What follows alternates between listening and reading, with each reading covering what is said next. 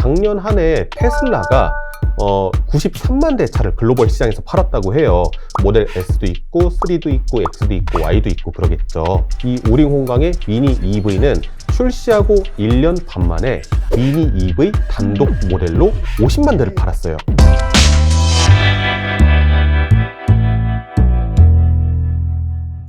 오늘도 핫한 모빌리티 이슈는 이어집니다. 두 번째 이슈 점검해 볼게요. 권혁재 PD님, 어떤 이슈죠?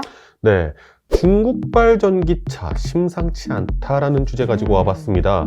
제가 좀 자동차 관련 뉴스들을 보다 보니까 눈에 띄는 중국발 전기차 소식이 두 개가 있더라고요. 네. 그래서 좀 전해드리려고 하는데요. 첫 번째 소식입니다. 혹시 아는커님은 국내에서 살 수 있는 전기차 중에서 네. 가장 저렴한 전기차 어떤 건지 아십니까? 그 이름은 모르는데 네. 가끔씩 도로에 2인승으로 돼가지고 그냥 네. 조그마한 생겨가지고 막 가면 막 사진 찍고 싶고 하고 네. 뭐 그런 고차 아닌가 근데 이름이 기억이 잘 안 나요. 이름이 기억이, 혹시 문이 이렇게 열리나요? 람보? 네. 아마 르노의 트위지를 보신 것 같아요. 그래요? 네, 르노의 트위지라는 모델이고요. 맞습니다. 이게 국내에서 살 수 있는 전기 승용차 중에서 가장 저렴한 모델이고요. 시작 가격이 1,330만 원. 네, 보조금 받기 전에 가격이고요. 2인승 구조고요. 근데 1회 충전하면 55km밖에 못 갑니다. 네. 55km는 사람을 좀 진짜 시장 지치게 보러 다니는 네, 그런 용이죠. 충전하느라 뭐 일주일 다 간다는. 네, 근데 이제 거기에다가 트위지는요, 일단은 창문이 없습니다. 비닐로 돼 있어요. 네, 비닐로. 겨울에 네. 여름에 어떡하라는 거죠? 네, 에어컨하고 히터도 없어요. 차 맞나요? 그래서 사람들이 이거는 자동차로 사는 것보다 그냥 바이크라고 생각하고 사면은 좀 마음이 편하다. 네. 오너분들은 그렇게 많이들 얘기를 하시고요.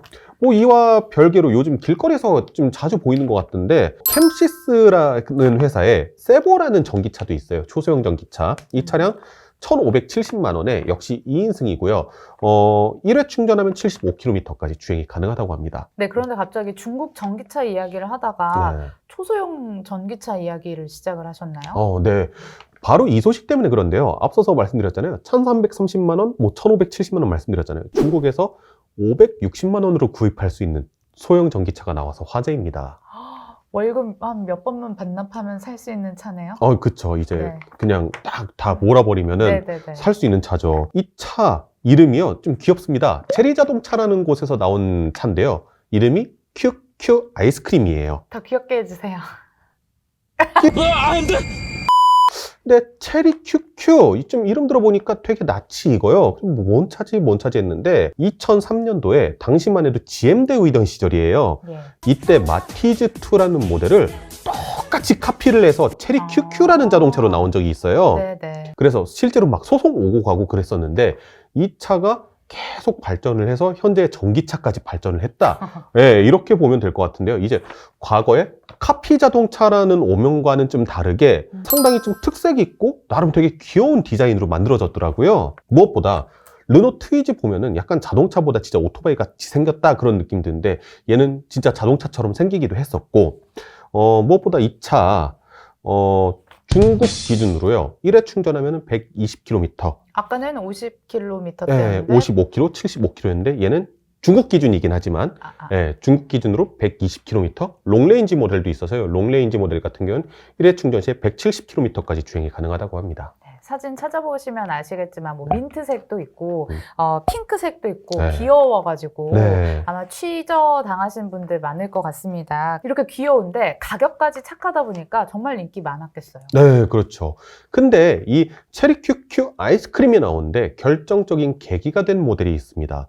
바로 중국의 우링 홍광이라고 하는 회사가 있는데 여기에 소형 전기차 미니 EV라는 모델이 있어요. 보도자료에 따르면요. 작년 한 해 테슬라가 93만 대 차를 글로벌 시장에서 팔았다고 해요. 그러면은 거기에는 모델 S도 있고 3도 있고 X도 있고 Y도 있고 그러겠죠. 이 우링 홍광의 미니 EV는 출시하고 1년 반 만에 미니 EV 단독 모델로 50만 대를 팔았어요. 우와, 네, 50만 대요. 네, 엄청나게 많이 판 네. 거죠. 실제로 중국 상하이에 가면은 테슬라 기가 팩토리, 그러니까 테슬라 공장이 있거든요. 거기서 모델 3랑 Y를 생산을 하는데 그럼에도 불구하고 작년 3분기에 모델 3, 모델 Y보다 많이 팔린 게 바로 우딩홍강의 미니 EV라는 차입니다. 이렇게 많이 팔리는데 이유 역시 있죠. 가격적인 이유가 큽니다. 일단은 그냥 배터리 작은 거 넣고 그리고 전기차에는 회생제동이라는 장치가 있거든요. 약간 브레이크를 밟으면 좀 더 배터리를 충전해주고 그런 시스템인데 그냥 우리 이거 과감히 삭제. 그 다음에 배터리랑 모터 열기시키는 것도 이거 수냉식으로 안 해, 공냉식으로 할게 하면서 뺄 거 다 빼가지고 가격 역시 500만 원대에 구입할 수 있는 전기차로 만든 거죠. 체리 자동차가 이 미니 EV의 대활약을 보고 QQ 아이스크림을 만들었다. 이렇게 볼 수 있을 것 같습니다. 네, 커뮤니티 채널에서 이렇게 옵션 다 빼고 네. 이런 차를 깡통이라고 하잖아요. 네, 깡통차라고 하죠. 가격만 너무 강조한 거 아닌가요? 깡통 아닌가요? 그렇죠.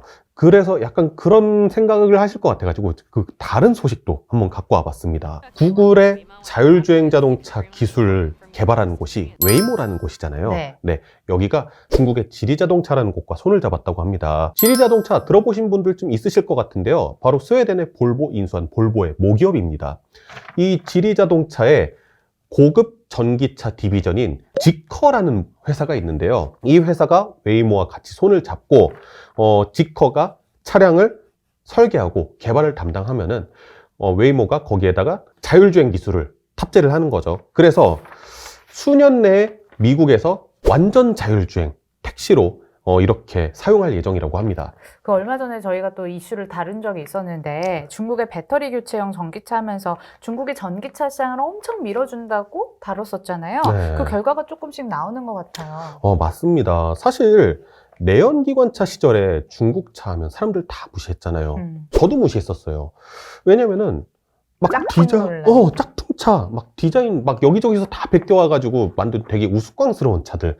그 인식이 지금까지 와서도 중국이 뭐 전기차 어떤 걸 내놨다 그러면 그래봤자 중국 차지 이러시는 분들이 많아요. 사실 그런 분들 때문에 약간 이런 뉴스를 제가 선택한 것도 있긴 하거든요. 갑자기 그 모델이 생각나네요. 레인지로버 짝퉁 아니냐고 논란됐었던 랜드윈드. 네, 맞습니다. 이름도 좀 비슷한 것 같은. 네, 어쨌든 뭐 그런 과거들이 있었다 보니까 좀 그런 인식들이 있을 수는 있을 것 같은데 저는 지금 중국 차를 보면요 한 20년 전, 30년 전쯤에 현대차가 그렇게 생각이 나요.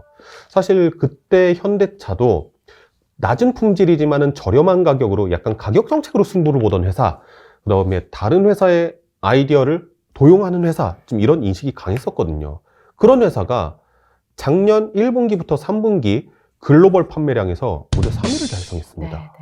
거기에다가 뭐 아이오닉 5 작년에 진짜 엄청 많은 곳에서 올해차 이렇게 인정받았잖아요. 뭐 히트 날리고. 독일에 자동차의 본고장 독일에서도 올해차 인정받았잖아요. 그리고 2020년에는 뭐 글로벌 시장에서 자동차 판매 5위를 달성하기도 했고요. 근데 이 5위였을 때 바로 밑에 6위 어디였을까요?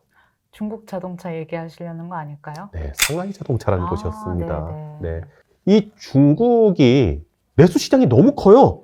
내수 시장이 너무 크다 보니까 내수 시장을 기반으로 판매를 해도 이렇게 글로벌 시장에 이름을 올릴 수 있을 정도인 거는 맞아요. 맞긴 하지만은 그래도 안심을 할 수가 없는 게 지금은 게임 체인지 시대잖아요. 내연기관에서 전기차로 가고 있는 시대잖아요. 글로벌 판매량 1위 업체 바로 토요타죠, 일본. 토요타가 얼마 전에 전기차 17종을 공개해서 네. 화제가 됐습니다. 네, 17종 공개해서 화제가 됐었죠. 근데 그런 쇼맨십 같은 것들을 하는 것 자체가 왜냐면은 토요타가 전기차 시장에 너무 뒤늦게 뛰어들었어요. 오히려 지금은 내놓은 전기차가 현대차 그룹의 전기차보다 효율이 낮죠. 성능이 안 좋고. 반면에 중국은 좀 국가 차원에서 나서서 전기차 시장 밀어주고 있기도 하고 되게 다양한 시도들을 하고 있잖아요. 저희가 전해드렸던 배터리 교체형 전기차, 그다음에 아까 전에 말씀드렸던 엄청 저렴한 초소형 전기차 이런 것들, 그 다음에 CATL 같은 배터리 기업들도 중국 회사잖아요. 네. 거기다가 원자재 생산도 중국에서 되게 많이 이루어지고 있고 현대기아 자동차의 전기차들이 물론 지금 상당히 글로벌 시장에서 좋은 평가를 받고 있고 잘 만들고 있습니다.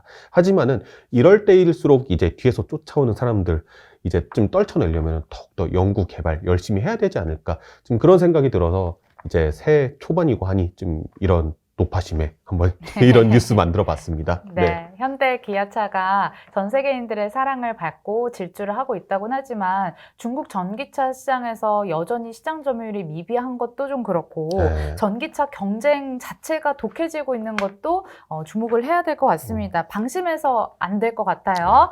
네, 권혁재 PD와 함께 이번 이슈도 짚어봤고요. 저희가 준비한 순서는 여기까지입니다. 끝까지 시청해주신 여러분 고맙습니다. 감사합니다.